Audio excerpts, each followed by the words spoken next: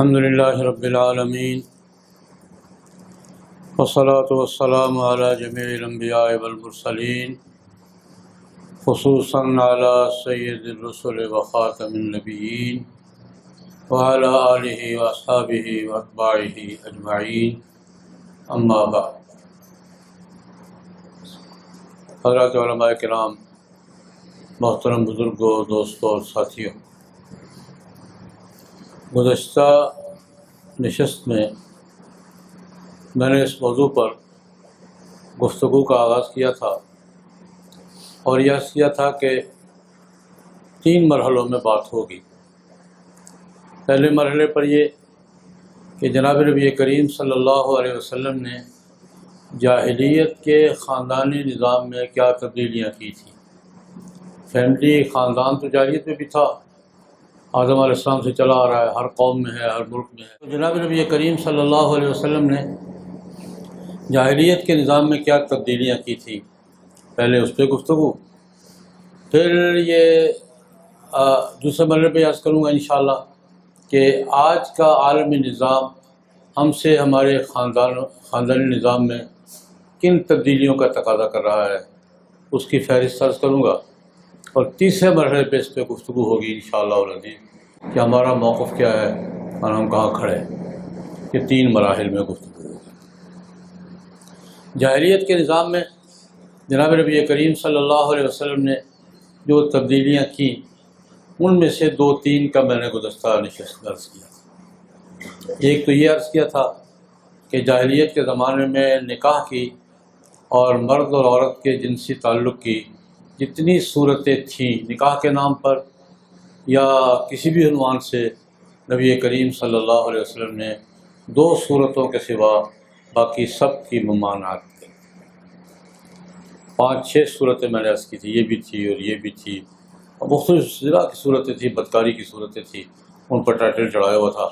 جتنی بھی نکاح کی صورتیں جاہلیت کے زمانے میں مروج تھیں، جن کو اون کیا جاتا تھا، جن کو تسلیم کیا جاتا تھا، جن کا معاشرے میں موجود تھا، نبی کریم صلی اللہ علیہ وسلم نے سب کی نفی فرما دی، صرف 2 باقی رکھے، او علی ازواجہم او ما ملکت ایمانہم۔ اس کے بعد فرمایا فمن ابتغی وراء ذلک فاولئک هم العادون۔ اس کے سوا جتنی صورتیں بھی جنسی تعلق کی یا شہوت پوری کرنے کی، سب حرام ہیں۔ یہ 2 اللہ علی ازواجہم، یہ تو نکاح کی صورت ہے، او ما ملکت ایمانہم یہ مستقل موضوع ہے، اس پر تو میں انشاءاللہ ایک مستقل نشست میں بات کروں گا۔ او ما ملکت ایمانہم کیا ہے اور اس کے متعلقات پہ گفتگو ہوگی انشاءاللہ۔ ابھی میں بات کر رہا ہوں کہ نبی کریم صلی اللہ علیہ وسلم نے جاہلیت کے نکاح کے طریقوں میں سے ایک بات میں نے عرض کی تھی کہ سارے طریقے ختم کر دیے، صرف 2 باقی رہنے دیے تھے، جن کو جائز تسلیم کیا گیا، جن کو حضور نے قبول کیا، او الا علی ازواجہم او ما ملکت ایمانہم۔ دوسری تبدیلی میں نے عرض کی تھی کہ جاہلیت کے زمانے میں نکاحوں پہ پابندی کوئی نہیں تھی، 4 5 7 10 20 100 جتنے مرضی کر لیں، لیکن قرآن پاک نے حد بندی کر دی کہ 4 سے زیادہ نہیں۔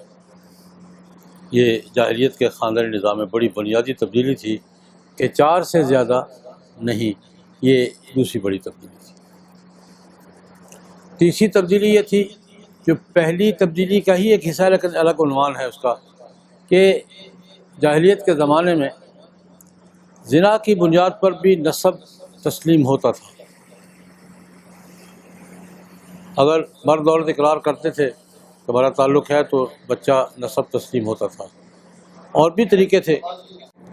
جناب نبی کریم صلی اللہ علیہ وسلم نے سب کی نفی فرما دی، فرمایا الولد للفراش وللعاہر الحجر، بیٹا بچہ صاحب بستر کا ہوگا، اور زنا کسی بھی صورت میں ہو اس کا نسب تسلیم نہیں ہوگا، اس کو سنسار کیا جائے گا۔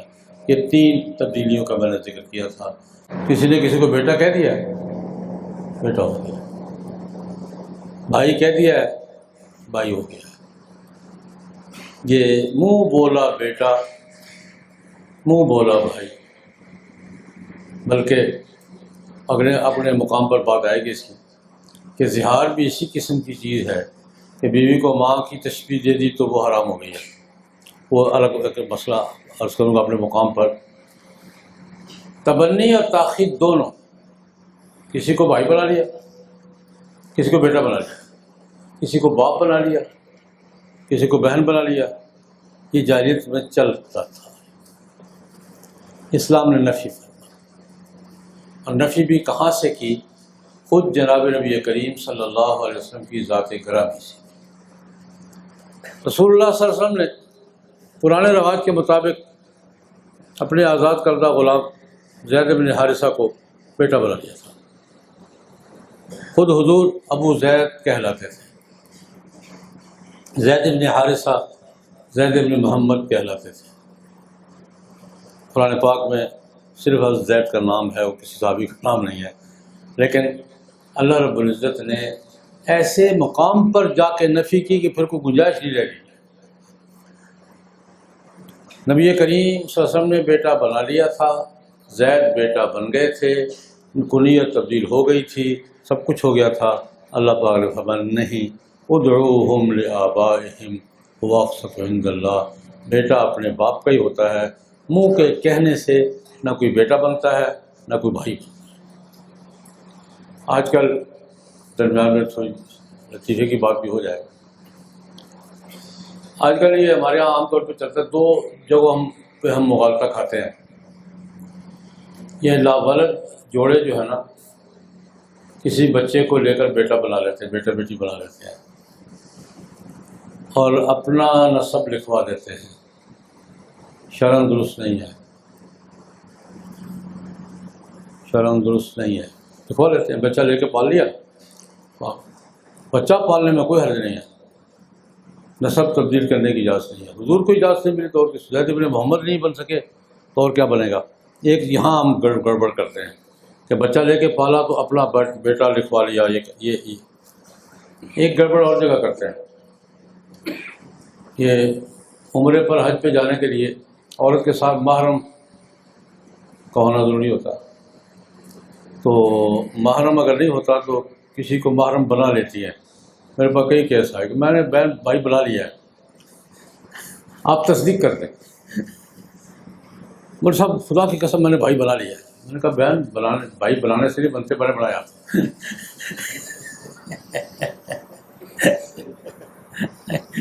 یہ تبنی تاخیر میں یہ آج کل یہ دو باتیں زیادہ تر چلتی ہیں. خیر یہ الگ موضوع ہے. میں یہ کہہ رہا ہوں کہ یہ بیٹا بنانا بھائی بنانا چلتا تھا، وارث بھی ہوتے تھے. نبی کریم صلی اللہ علیہ وسلم نے بیٹا بنایا تھا، اللہ نے قبول نہیں کیا. ہجرت کے بعد مہاجرین انصار میں نبی کریم صلی اللہ علیہ وسلم نے مواخات کرائی تھی، بھائی بھائی بن گئے تھے. کچھ عرصے دوسرے کے وارث بھی ہوتے تھے، لیکن یہ پرانے رواج کے مطابق. لیکن اسلام نے وراثت کے احکام بتا دیے اور نفی فرمایا. ایک تبدیلی یہ کی کہ منہ بولا بیٹا، منہ بولا باپ، منہ بولا بھائی یا معاہدے کے تحت بھائی، یہ اسلام نے اس کو تسلیم نہیں. یہ ایک تبدیلی کا تھا. ایک تبدیلی یہ کی کہ رضاعت کو حرمت کے اسباب میں شمار کیا. رضاعت پہلے بھی ہوتی تھی لیکن قبائل کے الگ الگ ضابطے تھے. رضاعت کو قرآن پاک نے حرمت کے مستقل اسباب میں شمار کیا. امہاتکم اللاتی ارضعنکم واخواتکم من الرضاع. دودھ کی مدت میں بچے نے کسی عورت کا دودھ پی لیا ہے تو وہ ماں بیٹا بن گئے. وہ حرمت کے سارے یحرم من الرضاع ما یحرم من النسب، جو رضاعت سے اور نسب سے حرمت ثابت ہوتی ہے وہ رضاعت سے بھی ثابت ہوتی ہے. اس کی بڑی تفصیلات ہیں، لیکن میں نے اصولی بات عرض کی ہے کہ رضاعت کو حرمت کے اسباب میں، محرم غیر محرم کے اسباب میں رضاعت کو ایک مستقل سبب قرار دیا گیا. اور جناب نبی کریم صلی اللہ علیہ وسلم نے خود بھی اس کی پابندی کی اور دوسروں سے بھی پابندی کروائی. بخاری شریف کی روایت ہے نبی کریم صلی اللہ علیہ وسلم کو پیشکش کی گئی۔ حضرت حمزہ سید الشہداء حمزہ رضی اللہ تعالیٰ عنہ، ان کی بیٹی مکے سے آ گئی تھی، جوان بیٹی تھی، کسی نے پیشکش نبی کریم صلی اللہ علیہ وسلم کو، یا رسول اللہ آپ کی چچزاد بھی ہے، حضرت حمزہ کی بیٹی ہے، جوان لڑکی ہے، تو اس کے لیے مناسب یہی ہے کہ آپ اس سے شادی کریں۔ حضور کو پیشکش کی گئی کہ آپ اس سے شادی کریں۔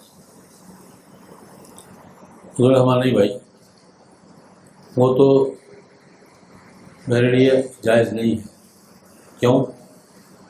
حمزہ اور میں چچا بھتیجا بھی ہیں، ٹھیک ہے، لیکن حمزہ اور میں رضائی بھائی بھی ہیں۔ ہم دونوں نے ابو لہب کی لونڈی سہیبہ کا دودھ پیا تھا، تو اس رشتے سے میری بھتیجی لگتی ہے۔ اس رشتے سے حضرت حمزہ کی بیٹی میری کیا لگتی ہے؟ بھتیجی لگتی ہے۔ یہ میں نہیں کر سکتا، کرنا چاہو پروگرام میں نہیں ہے، لیکن کرنا چاہو بھی نہیں کر سکتا۔ یہ میری بھتیجی لگتی ہے، کیونکہ حضرت حمزہ رضی اللہ عنہ نے اور نبی کریم صلی اللہ علیہ وسلم نے دونوں نے ابو لہب کی لونڈی سہیبہ کا دودھ پیا تھا، تو فرمایا خود میری بھتیجی لگتی ہے۔ یہی پیشکش حضرت زینب رضی اللہ عنہ کے بارے میں ہوئی کہ ام المومنین ام سلمہ رضی اللہ تعالی عنہا کی بیٹی تھی، نکاح میں ساتھ آئی تھی، وہ بھی حضرت ان کے بیٹے عمر بھی، دونوں بہن بھائی ساتھ آئے تھے۔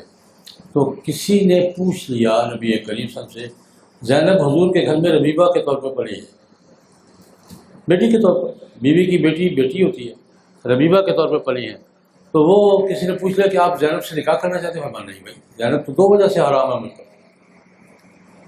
ایک اس حوالے سے کہ ربیبہ ہے، ربائبکم اللہ فی حجورکم من نسائکم اللہ دخلتم بہن، وہ ربیبہ ہے، میری بیوی کی بیٹی ہے، میری بیٹی ہے۔ اور دوسرا اس کے باپ ابو سلمہ نے اور میں نے سہیبہ کا دودھ پیا ہوا ہے، دونوں رضائی بھائی بھی ہیں، یہ میری بھتیجی بھی لگتی ہے، میری ربیبہ بھی ہے، 2 وجہ سے مجھ پر حرام ہے۔ تو میں نے عرض یہ کیا کہ جناب نبی کریم صلی اللہ علیہ وسلم نے رضاعت کو حرمت کے اسباب میں مستقل سبب قرار دیا، خود بھی اس پر پابندی کی اور دوسروں کو بھی حکم دیا۔ اور یہاں بھی بات کرنا چاہوں گا کہ آج کل ہمارے ہاں اس مسئلے پہ بھی بہت بے پرواہی برتی جاتی ہے، بہت بے پرواہی برتی جاتی ہے۔ اب اس مسئلے کا علم نہیں ہوتا، نہیں ہم بس بیان کرتے ہیں۔ ہم بھی زیادہ تر یہ مسائل عام طور پہ نہیں بیان کیا کرتے، تو لوگوں گھروں میں بچے مائیں ایک دوسرے کو دودھ پلا دیتی ہیں، اور وہ دودھ پی کر رشتہ تو قائم ہو جاتا ہے، لیکن حرمت، محرم، غیر محرم، نکاح، غیر نکاح، بڑے لمبے مسئلے بعد میں کھڑے ہو جاتے ہیں، اور وہ کوئی پرواہ ہمارے یہاں نہیں ہوتی۔ کہ میں نے ضمن عرض کیا کہ یہ مسئلہ بھی ہمارے ہاں بے پرواہی کے بڑے مسائل میں سے ہے، حالانکہ یہ اس سے حرمت متعلق ہو جاتی ہے، وہ ماں بن جاتی ہے۔ بلکہ ام المومنین حضرت عائشہ رضی اللہ تعالیٰ عنہ، بخاری شریف کی روایت ہے، کہتی ہیں کہ جب پردے کے احکام آئے تو ان کے رضائی چچا تھے افلح، ان کے رضائی چچا لگتے تھے، یعنی جس عورت کا دودھ پیا تھا اس کے دیور تھے، جس عورت کا دودھ حضرت عائشہ نے پیا ہوا تھا اس کے کیا لگتے تھے؟ دیور۔ تو وہ ان کی ماں لگی، خامن باپ لگا، اور خامن کا بھائی کیا لگا؟ چچا لگا۔ اس رشتے سے وہ چچا لگتے تھے، رضائی۔ حضرت عائشہ فرماتی ہیں کہ پردے کے احکام جب آ گئے کہ کوئی اجازت سے باہر اندر نہیں آئے گا، تو افلا آئے تو میں نے باہر سے واپس کر دیا، اب جائیں، اب پردہ ہے۔ تو نبی کریم صلی اللہ علیہ وسلم کو رپورٹ دیا، رسول اللہ افلا آئے تھے، میں نے واپس کیوں کر دیا؟ یا رسول اللہ وہ پردہ تھا، فرمایا چچا تمہارا؟ یا رسول اللہ وہ کیسے چچا بن گیا؟ فرمایا تمہارے ماں جو ہے تمہارا رضائی باپ جو کا بھائی نہیں ہے، تو چچا ہے نا تمہارا۔ حضرت عائشہ تعجب سے پوچھی، یا رسول اللہ عورت میں دودھ میں نے عورت کا پیا ہے، وہ چچا خواہ بن گیا۔ سوال کیا تاجر، یا رسول اللہ دودھ تو میں نے عورت کا پیا ہے، یہ تیسری جگہ چچا، تمہارا چچا ہے۔ وہ تمہارے پاس آ سکتا ہے، اس کا تم سے پردہ نہیں ہے، تمہارے پاس آ سکتا ہے، تمہارا چچا لگتا ہے۔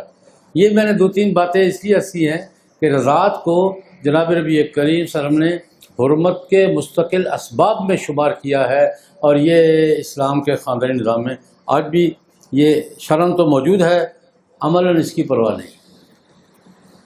یہ بھی تبدیلی جناب نبی کریم صلی اللہ علیہ وسلم نے خاندانی نظام میں کی کہ رضاعت کو باہمی حرمت کے اسباب میں شامل کرتا ہے۔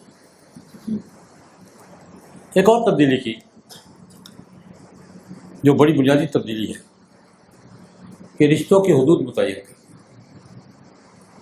کس سے نکاح جائز ہے کس سے نہیں، فہرست پوری فہرست دے دی.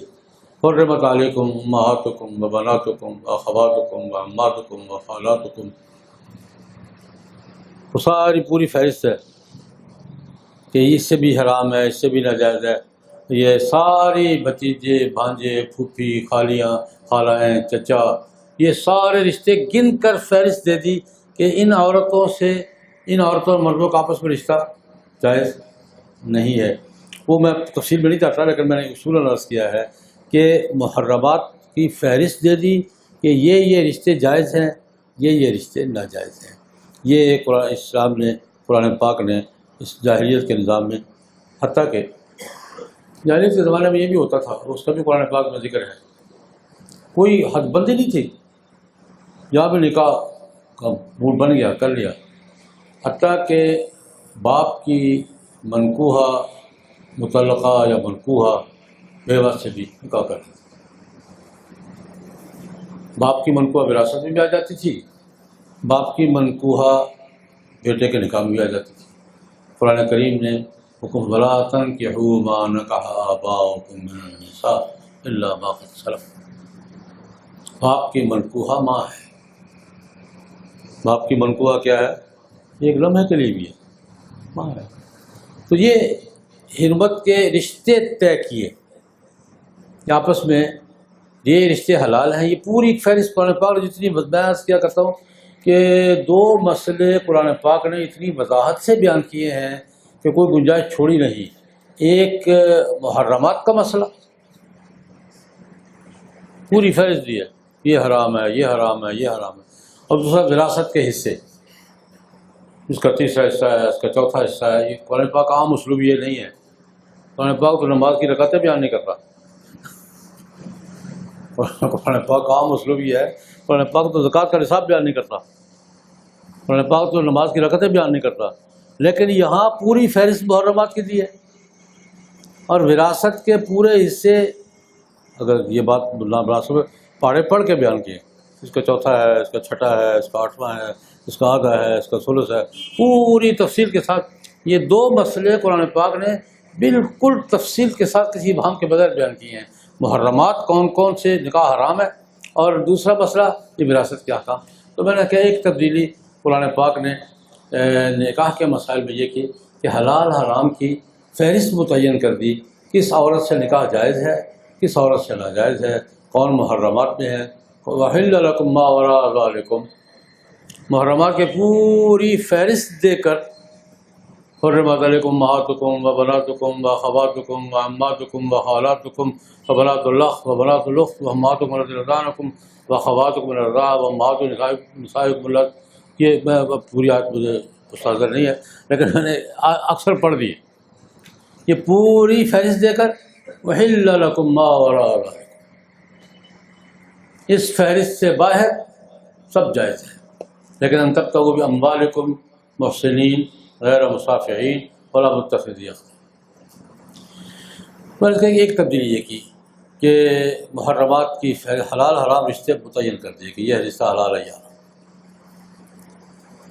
ایک تبدیلی اور کی جو بڑی بنیادی تبدیلی ہے اور آج تک جھگڑے کا باعث بنی ہوئی ہے. اس وقت بھی سب سے بڑا جھگڑا خاندانی نظام میں اس تبدیلی پر ہے کہ مسلمان غیر مسلم کا نکاح جاہلیت کے زمانے میں تھا، جاہلیت کے زمانے میں تھا. حضرت عمر کے نکاح میں تھی، حضرت ابوبکر کے نکاح میں تھی، اور حضرت معاویہ کے نکاح میں تھی، اور بہت سے صحابہ کے جب ناجائز نہیں تھا تو نکاح میں تھی. خود نبی کریم صلی اللہ علیہ وسلم کی بیٹی ابو العاص کے نکاح میں جس وقت مسلمان نہیں تھی، حضور کی بڑی بیٹی حضرت زینب رضی اللہ عنہ حضرت ابو العاص بن ربیع رضی اللہ تعالیٰ عنہ کے نکاح میں تھی. حضرت خدیجہ کے بھانجے تھے، آپس میں خالازاد تھے دونوں، تو نکاح ہوا تھا. تو اس وقت یہ بہت دیر سے مسلمان ہوئے ہیں. بدر میں بھی یہ قیدیوں میں تھے. بڑا دلچسپ واقعہ امام بخاری بیان فرماتے ہیں. بدر میں حضرت زینب حضور کے گھر میں ہیں اور خاوند کافر قیدیوں میں ہیں. نکاح باقی ہے، نکاح قائم ہے. تو فدیہ کا فیصلہ ہوا، بڑا دلچسپ واقعہ ہے۔ فدیہ کا فیصلہ ہوا، اب العاصم نبی کے پاس کچھ دینے وینے کو تھا نہیں کہ میں فدیے میں کیا دوں گا، تو اہلیہ محترمہ گھر میں ہے مدینہ منورہ میں، حضرت زینب رضی اللہ عنہ، ان کو پتہ چلا کہ میرا خاوند قیدی ہے، فدیے کا فیصلہ ہوا ہے، فدیے کے پیسے نہیں ہیں، تو اپنا ہار گلے سے اتارا، کسی ذریعے سے بھجوایا، ابو العاص کو دے دو، جا کر یہ اپنا فدیہ ادا کر۔ مسلمان بہت بات نہیں ہوئے، اپنا ہار دیا کہ جا کر ابو العاص کو دے دو تو وہ اپنا فدیہ ادا کر کے رہا ہو جائے۔ تو ابو العاص دیکھ لیا کہ میری بیوی کا ہار ہے، بیوی نے بھیجا ہے، تو وہ حضور کی خدمت میں جب پیش کیا، حضور کی تو آنکھیں بھر آئیں۔ یہ ہار اصل میں حضرت خدیجہ کا تھا، ام المومنین حضرت خدیجہ رضی اللہ عنہ کا ہار تھا۔ انہوں نے شادی کے موقع پر بیٹی کو ہدیہ کیا تھا، تو حضور کو وہ پرانا دور سارا یاد آ گیا، یہ تو خدیجہ کا ہار ہے، بیٹی کے پاس، اب بیٹی نے خاوند کو بھیجا ہے اس کو آزاد ہونے کے لیے، تو حضور نے سفارش کی۔ عام طور پہ حضور سفارشیں اس قسم کی نہیں کیا کرتے تھے، اس قسم کی بات حضور عام طور پہ نہیں کیا کرتے تھے، تو حضور سے فرمایا دیکھو بھائی یہ خدیجہ کا ہار ہے، بیٹی کے پاس ماں کی نشانی ہے، اگر تم اجازت دو تو یہ زینب کو واپس کر دو، کیا صلح حاضر ہے، پیش کر دیں۔ یہ میں بتا رہا ہوں کہ جاہلیت کے زمانے میں کافر مسلم کا نکاح ہوتا تھا، بلکہ ایک اور واقعہ بھی بخاری شریف میں ہی ہے۔ ایک دفعہ ابو العاص بن ربیع، حضور ابو العاص کی بڑی تعریف کیا کرتے، بڑی تعریف کرتے، کہتے بڑا وفادار نوجوان، کافر تھا، اسے بھی پھر وفاداری نبھائی، حضور بڑی تعریف کرتے تھے اس کی کہ بڑا جری جوان ہے، شریف جوان ہے۔ خیر ایک دفعہ ابو العاص قیدی بن کر آ گئے، مارکے میں قیدی ہو گئے، کافر سے لڑتے تھے، قیدی بن کر مدینہ منورہ آ گئے۔ نبی کریم صلی اللہ علیہ وسلم کا ضابطہ سے یہ تھا کہ فیصلہ ہونے تک قیدی کو مسجد کے ستون سے باندھ دیا جاتا تھا، ستون سے باندھ دیا، صبح فیصلہ کریں گے۔ بیوی کو پتہ چل گیا میرا خاوند پکڑا ہوا ہے اور ستون سے بندھا ہوا ہے، صبح اس کے مقدر کا فیصلہ ہونا تھا، فیصلہ قتل بھی ہو سکتا تھا، فیصلہ رہائی بھی ہو سکتی تھی، فیصلہ جرمانہ بھی ہو سکتا تھا، فیصلہ کچھ بھی ہو سکتا تھا، کوئی بھی ہو سکتا تھا۔ تو بخاری شریف کی روایت ہے کہ صبح نماز کے بعد زینب رضی اللہ عنہ گھر سے آئیں، دروازے کے کوٹ میں کھڑی ہوئی، یا رسول اللہ اس قیدی کو میں نے پناہ دے دی ہے، یا رسول اللہ اس قیدی کو میں نے پناہ دے دی ہے۔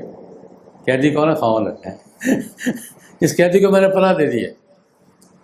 حضور نے سنا، دیکھا، مسکرایا، ہم کہا اجر نہ من اجر سے، جس کو تو نے پناہ دے دی ہم نے بھی دے دی، اجر نہ من اجر سے۔ قانون ضابطہ یہ تھا کہ کسی قیدی کو، کسی کافر کو، دشمن کو، عام آدمی بھی اگر پناہ دے دے تو ہو جاتی تھی، تو ان کو پتہ تھا مسئلے کا کہ میں اگر پناہ دوں گی تو بچ جائے گا، ورنہ پتہ نہیں کیا فیصلہ ہوگا اس کے بارے میں، خاوند ہے میرا۔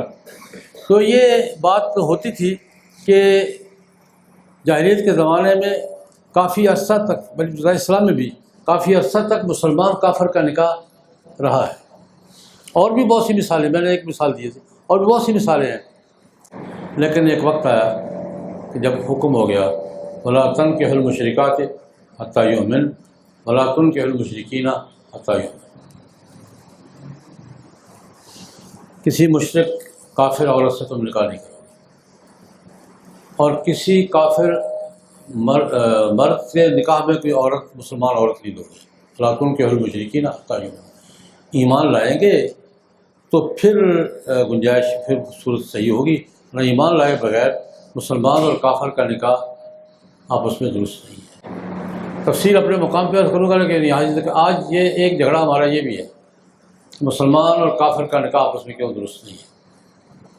تفصیل اپنے مقام پہ باری آئے گی پھر عرض کروں گا، لیکن ایک جھگڑا ہمارا یہ بھی ہے دنیا کفر کے ساتھ کہ بہت سے ملکوں میں مسلمان اور غیر مسلم نکاح کرتے ہیں اور عدالتیں فیصلہ کرتی ہیں کہ ٹھیک ہے ابھی تمہیں کیا اعتراض ہے، کیونکہ نکاح کی تعریف اقوام متحدہ کے منشور میں یہ کی گئی ہے کوئی مرد اور عورت رضامندی سے نکاح کر لیں، اس میں مذہب کی قید نہیں ہے۔ خیر، میں ایک تبدیلی بتا رہا ہوں۔ ایک تبدیلی یہ کی جناب نبی کریم صلی اللہ علیہ وسلم نے، جو بڑی بنیادی تبدیلی، اتنی بنیادی کہ اب تک جھگڑا چل رہا ہے کہ مسلمان اور غیر مسلم کا نکاح، لیکن ایک استثنا رکھی اہل کتاب کے ساتھ، یک طرفہ، دو طرفہ نہیں۔ مسلمان مرد کا کتابی عورت سے نکاح درست، اس استثناء کے ساتھ تمام مسلمان غیر مسلموں کے باہمی نکاح ختم کر دیے گئے، جو موجود تھی وہ فارغ کر دی گئی، ان کو بھجوا دیا گیا، ان کے خرچے دیے گئے۔ یہ مستقل تفصیل ہے، لیکن یہ بنیادی تبدیلی تھی خاندانی نظام میں کہ مسلمان اور غیر مسلم کا نکاح آپس میں نہیں ہو سکتا سوائے اس کے کہ کوئی کتابی عورت کسی مسلمان مرد کے نکاح۔ یہ بھی خاندانی نظام میں ایک بنیادی تبدیلی تھی۔ ایک اور تبدیلی خاندانی نظام میں جس کا ذکر حضرت عمر رضی اللہ تعالیٰ عنہ بڑی تفصیل سے کرتے ہیں، معاشرتی تبدیلی۔ یہ تو قانونی تبدیلیاں تھیں، یہ تو ضابطے کی تبدیلیاں تھیں، یہ نکاح درست ہے، یہ درست نہیں ہے، یہ بیوی ہے، یہ نہیں ہے۔ لیکن ایک معاشرتی تبدیلی، معاشرتی ماحول کی تبدیلی، حضرت عمر رضی اللہ تعالیٰ عنہ بڑے مزے سے، بڑی تفصیل سے بیان فرماتے۔ بخاری شریف کی روایت ہے، حضرت عمر کہتے ہیں، لمبی روایت، بخاری شریف کی طویل ترین روایات میں سے ہے یہ، فرماتے ہیں کہ ہم جب ہجرت کر کے آئے مدینہ منورہ تو ہمارے ہاں قریش کا ماحول یہ تھا کہ عورت کو مرد کے کسی بات کا جواب دینے کا حق نہیں ہوتا۔ خاوند نے بات کہہ دی، بکہ دی، عورت ٹوکے آگے سے، تصور بھی نہیں تھا۔ عورت کسی بات سے کہے کہ یہ بات یوں نہیں یوں ہے، نہیں ہو سکتا تھا۔ خاوند کی بات کے جواب میں یا اس کو ٹوکنے پر عورت کا کوئی حق نہیں ہوتا تھا۔ یہ ہمارے قریش میں یہ چلتا تھا۔ انصار مدینہ میں آزادی تھی، انصار مدینہ میں آزادی تھی کہ جواب بھی دیتی تھی، انکار بھی کرتی تھی۔ کہتے ہیں ایک دن میں گھر میں، اپنے گھر میں تھا، کسی بات پر میں نے کوئی بات کی بیوی کو، انہوں نے کہا بات یوں نہیں یوں ہے۔ میں نے کوئی بات کی تو بیوی نے کہا نہیں، اس طرح نہیں، بات یوں ہوگی۔ مجھے اس کا غصہ آیا کہ یہ کیسے ہو سکتا ہے، تم کون ہو بول رہے ہو؟ میں تو پرانے ماحول کے مطابق سوچ رہا تھا کہ اس کا کیا حق ہے، تم کون ہو کہنے والی کہ یہ بات یوں نہیں یوں ہے، تمہیں مجھے ٹوکا ہے۔ سب سخت غصے میں اس نے آگے سے مجھے ٹوک دیا۔ میں نے کہا جناب مجھے بد غصے ہوں بھی بیٹی کو جا کر دیکھیں، پہلے بیٹی سے پوچھے جا کر، یہ تو ہوتا ہے، اگر بات غلط ہے تو غلط کہوں گی، مجھے پسند نہیں تو کہوں گی نہیں پسند، مجھے مت ڈانٹیں، جا کے بیٹی سے پوچھیں۔ وہاں بھی ایسا ہی ہوتا ہے۔ بیٹی کون؟ ام المومنین حضرت حفصہ رضی اللہ تعالیٰ۔ کہتے ہیں میرے تو پاؤں کڑی سے زمین نکل گئی، حضور کے گھر میں ایسا ہوتا ہے، جا کے پوچھ لو۔ بیوی نے مجھے ٹوک دیا، کہتے میں نے چادر کندھے پہ ڈالی، سیدھا بیٹی کے گھر میں۔ بیٹی یہ کیا سن رہا ہوں میں، ہمارے یہاں تو یہ معمول نہیں تھا کہ بیوی خاوند کو جواب دے کسی بات پر، تو یہاں تو ابا جی ہوتا ہے۔ بیٹا کیا کہہ رہی ہو؟ ابا جی ہوتا ہے، کوئی بات ہوتی ہے ہم نہ بھی کر دیتی ہیں، کبھی آپس میں ناراضگیاں بھی ہیں، میاں بیوی ہیں، کبھی ناراض بھی ہو جاتے ہیں، کبھی کسی بات کا جواب بھی دے دیتے ہیں، کسی بات پہ نام بھی کر دیتے ہیں، کوئی ٹوک بھی دیتے ہیں، ہوتا ہے۔ حضرت عمر کہتے ہیں میں نے بیٹی کو بڑا تفصیل سے بیٹا نہیں، بیٹا نہیں، بیٹا نہیں، بڑی تفصیل سے بیٹا ایسا نہ کرنا۔ مجھے خیال ہوا کہ ساتھ اس کی پڑوسن جو ہے نا ابو بکر کی بیٹی، وہ تو لاڈلی بیوی ہے، شاید یہ اس کی ریس کرتی ہو۔ ان کا بیٹا نا اپنی پڑوسن کو نہ دیکھنا، وہ ابو بکر کی بیٹی ہے۔ خبردار خبردار، میں خبردار خبردار کر کے ساری بات، بیٹی جی کیا کرتی، چپ کر بیٹی جی۔ کہتے ہیں یہاں سے بیٹی کو سمجھا بجھا کے نہیں، ڈانٹ ڈپٹ کے میں اٹھا وہاں سے۔ میں پھر اب مجھے پتہ چلا کہ گھر کے ماحول میں ایسا ہوتا ہے. انہوں نے کہا میاں بیوی یہاں ہوتا ہے. تو میں پھر گیا. ام المومنین ام سلمہ رضی اللہ عنہ بڑی سمجھدار خاتون تھی، ان کی کزن لگتی تھی حضرت عمر کی برادری میں. میں ام سلمہ کے پاس چلا گیا، بیٹی کو سمجھا بجھا کے ڈانٹ ڈپٹ کے میں ام سلمہ کے ہاں چلا گیا. میں نے ام سلمہ سے پوچھا، ام سلمہ نے کہا ہاں ہو جاتی ہے میاں بیوی میں، کبھی جھگڑا ہو جاتا ہے، کبھی ہو جاتی ہے، کبھی نہ بھی کر دیتی ہیں، کبھی کسی بات کا جواب ہو جاتا ہے، یہ گھر کا معاملہ. حضرت عمر کہتے ہیں میں نے ام سلمہ کو تھوڑا سا سمجھانا شروع کیا، اس نے مجھے ڈانٹ دیا. یا ابن الخطاب دخلت فی کل شیء، وہ خطاب کے بیٹے ہر معاملے میں ٹانگ اڑاتے ہو، حتیٰ تريد ان تدخل بین ازواج النبی صلی اللہ علیہ وسلم، اب میاں بیوی کے معاملے میں ٹانگ اڑانے آ گئے ہو. حضرت عمر کہتے کسرت ظہری، میری کمر ہی توڑ دی اس نے. میں نے پتہ نہیں کس کس کو سمجھانا تھا. ابھی تو دوسرے اسٹیج پہ آیا تھا نا، بیٹی تو بیٹی بابا جان سمجھ کے بیٹھی نہیں، یہ برابر کی تھی، کزن تھی. اس نے جب ابن الخطاب دخلت فی کل شیء، ہر معاملے میں دخل دیتے ہو، حتیٰ تريد ان تدخل بین ازواج النبی صلی اللہ علیہ وسلم، حضور کی اور بیویوں کے معاملے میں دخل لینے آ گئے ہو، جاؤ آپ لوگ اب کرو. حضرت عمر کہتے ہیں کسی تیسری کے پاس جانے کا مجھے حوصلہ نہیں ہوا. میں وہاں سے واپس آیا، میں جناب نبی کریم صلی اللہ علیہ وسلم کی خدمت میں، یا رسول اللہ آج یہ بڑا عجیب واقعہ ہوا ہے. جب میں نے یہ کہا نا تو حضور نے بڑا خوبصورت تبصرہ فرمایا، بڑا خوبصورت تبصرہ فرمایا. میں نے کہا یا رسول اللہ بیٹی کو تو میں نے ڈانٹ دیا تھا، ام سلمہ نے کو میں نہیں ڈانٹ سکا، وہ اس نے مجھے ڈانٹ دیا ویسے. تو یہ کہا مجھے. حضور مسکرائے، ہمیں ہے ام سلمہ، مطلب ہے ام سلمہ وہاں کیا کر رہے گئے.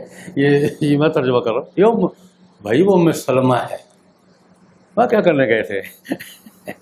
مطلب ہے ام سلمہ ہے.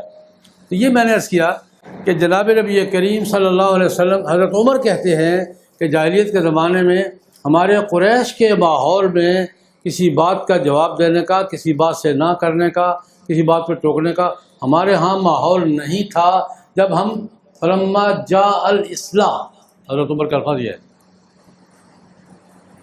فلما جاء الاسلام، اسلام آیا تو ہمیں پتہ چلا کہ عورت کو بھی کسی بات سے انکار کا حق ہوتا ہے، عورت کی بھی کوئی رائے ہوتی ہے، عورت کا بھی کوئی حق ہوتا ہے، وہ بھی کسی بات پہ لڑ سکتی ہے، کسی بات پہ ٹوک سکتی ہے، کسی بات پہ جواب دے سکتی ہے.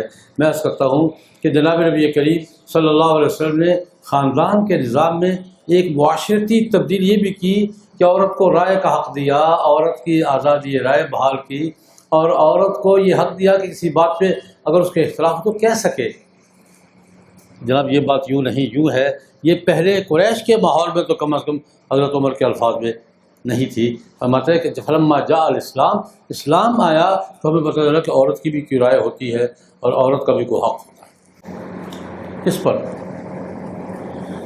عورت کا بھی کوئی حق ہوتا ہے، عورت کی بھی کوئی رائے ہوتی ہے. اس پر ایک واقعہ چھوٹا سا عرض کر کے پھر آج کی بات سمیٹوں گا.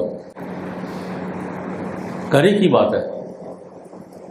حضرت ام المومنین حضرت عائشہ رضی اللہ عنہ نے ایک لوڈی خرید کر آزاد کی تھی، بریرہ. حدیث سے بریرہ یہ بھی بخاری کی طویل روایتوں میں سے، اور اتنی لمبی روایت ہے. آپ حضرت اسقلانی کہتے ہیں کہ بریرہ کی ایک روایت سے فقہا نے 100 سے زیادہ مسائل مستنبط کیے ہیں.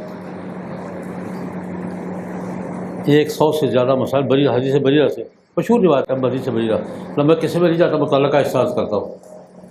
بریرہ لوڈی تھی، اور لوڈی ہونے کی حیثیت سے شخص مغیث رضی اللہ عنہ کے نکاح میں تھی. حضرت عائشہ نے خرید کے آزاد کیا، بریرہ کو خریدا اور آزاد کیا. لیکن وہ رہی حضرت عائشہ کے بعد خادمہ کے طور پر. ارے لوڈی جب خادمہ کے طور پر، حضرت عائشہ کے بعد آزاد عورت کے طور پر. لوڈی جب آزاد ہوتی ہے نا، یہ ایک مستقل قانون ہے. اور میں نے پہلے بتایا تھا کہ یہ ماملکت ایمان و ہم، یہ لوڈی ووڈی کیا ہوتی ہے، ایک نشست میں پوری تفصیل سے عرض کروں گا. یہ کیا ہوتی ہے، غلام کیا ہوتا ہے، لوڈی کیا ہوتی ہے، مشکل ہے. آج ایک ضمنی بات کہ وہ لونڈی کو جب آزاد ہوتی ہے تو اس کو حق ہو جاتا ہے کہ اگر اس کے مالک نے اس کا نکاح کہیں کر دیا تھا تو اس کو اب حق ہوتا ہے کہ وہ اس نکاح میں رہے یا چھوڑ دے. یعنی نکاح کے وقت جو اس کی رائے تھی نا، رائے کا حق تھا کہ اپنی رائے دے میں کرنا چاہتی ہوں کہ نہیں چاہتی، اب بحال ہو گیا ہے. آزاد ہونے کے بعد وہ رائے بحال ہو گئی ہے. اب اس کو اختیار ہے کہ وہ خاوند کے نکاح میں رہنا چاہتی ہے یا نہیں رہنا چاہتی. اس کو خیار کہتے ہیں ہمارے فقہ کی اصطلاح. بجیرہ آزاد ہو گئی، مغیث خاوند تھا. بجیرہ کو پتہ تھا مسئلے کا، مجھے یہ حق حاصل ہو گیا ہے کہ میں خاوند کے نکاح میں رہوں یا نہ رہوں. تو بجیرہ نے مغیث صاحب کی چھٹی کرا دی، جائیں آپ جائیں. وہ بیچارہ سب پریشان، اللہ کے بندے میاں بیوی ہیں یہ کا نہیں ختم بڑا بہت پریشان ہو گئے. بخاری ہی کی روایت ہے، اتنا پریشان تھا غریب کہ مدینہ کی گلیوں میں دیوانہ وار گھومتا تھا، آنکھوں سے آنسو بہتے تھے اور کہتا تھا کوئی ہے جو بجیرہ کو منا دے. حضور نے خود دیکھا، حضور نے دیکھا کہ گلیوں میں پھر رہا ہے دیوانہ وار گھوم رہا ہے. بجیرہ کسی کی بات سننے نہیں دے، کسی کی نہیں سن رہی. سفارشیہ تو کہ چھوڑ یار، چھوڑ دیا، میرا حق تھا میں نے چھوڑ دیا. رسول اللہ نے خود دیکھا مدینہ کی فیصد کا گل مدینہ، مدینہ کی گلیوں میں روتا پھر رہا ہے، دیوانہ وار گھومتا پھر رہا ہے اور آوازیں دے رہا ہے کہ یا کوئی ہے بریرہ کو منا دے، کوئی ہے بریرہ کو منا دے، کوئی ہے بریرہ کو منا دے. اب یہ حالت جو دیکھی نا تو قابل ترس حالت تھی. کیوں جی؟ یہ حالت قابل ترس ہی ہوتی ہے نا، اور ترس کھانا چاہیے، سنت ہے. ایسی حالت میں ترس کھانا کیا ہے؟ سنت. نبی کریم صلی اللہ علیہ وسلم نے بلایا، بھائی کیا وہ یا رسول اللہ نہیں مان رہی. اچھا ٹھیک، گھر تشریف لے گئے. بریرہ کو بولا، بریرہ کیا قصہ ہے؟ یا رسول اللہ میں نے چھوڑ دیا ہے.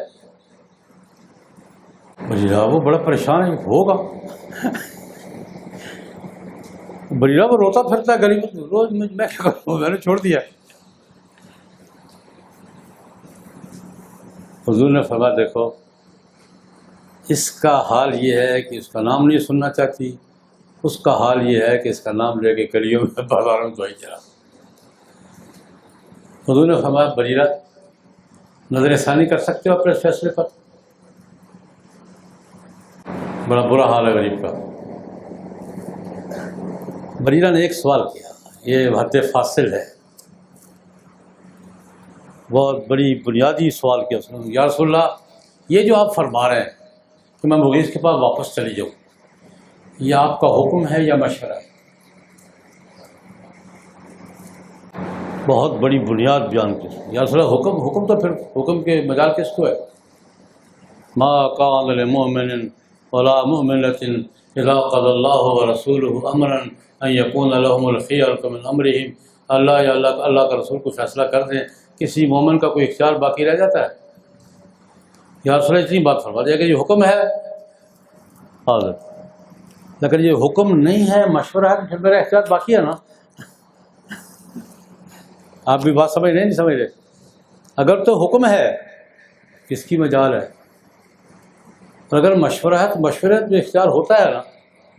یا سر یہ فرما دیجئے یہ حکم ہے یا مشورہ ہے؟ حضور نے فرمایا حکم نہیں ہے، لا حاجت لک، مجھے کوئی ضرورت نہیں ہے، مجھے کوئی ضرورت نہیں ہے. یہ میں وہ بات بیان کر رہا ہوں کہ نبی کریم صلی اللہ علیہ وسلم نے گھر کی چار دیواری کے اندر جو رائے کا حق، جہاں عمر کہتے ہیں پہلے ہم بیوی کو بھی رائے کا حق نہیں دیتے تھے، اب لونڈی کو بھی مل رہا ہے یہ رائے کا حق. یہ معاشرتی تبدیلی تھی خاندانی نظام میں. جناب نبی کریم صلی اللہ علیہ وسلم نے صرف رائے کا حق نہیں دیا، فیصلوں کا حق دیا. حضور نے علم کا حق دیا. حضور، میں تو عرض کیا کرتا ہوں کہ حضور کا گھر تو پھر یونیورسٹی بن گیا تھا. حضور کا اپنا گھر جو ہے تعلیم گاہ بن گیا تھا، اور حضور کے تعلیمات کے ایک بڑے حصے کو عورتوں نے منتقل کیا. ایک بڑے حصے کو عورتوں، سب سے زیادہ کس نے منتقل کیا ہے؟ ام المومنین حضرت عائشہ رضی اللہ تعالیٰ عنہ. تو میں نے آج یہ عرض کیا ہے کہ کہ اس کو میں نے تھوڑا سا مکمل کیا ہے کہ نبی کریم صلی اللہ علیہ وسلم نے جاہلیت کے خاندانی نظام میں جو تبدیلیاں کی تھیں ان میں سے 3-4 کا میں نے ذکر کیا.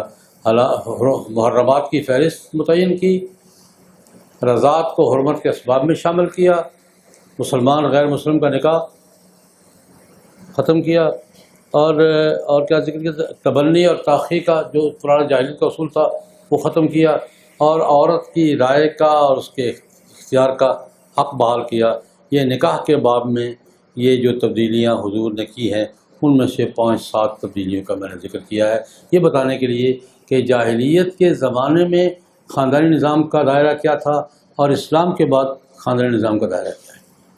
اس میں ایک بات رہ گئی ہے، وہ تفصیل طلب ہے، اس کی تمہید آج بات دیتا ہوں، تفصیل اگلے تشخیص میں کروں گا. وہ کیا ہے؟ تو یہ بھی آج کے بڑے اعتراضات میں سے ہے. میں اگلے موضوع کی بھی ساتھ ساتھ تیاری کر رہا ہوں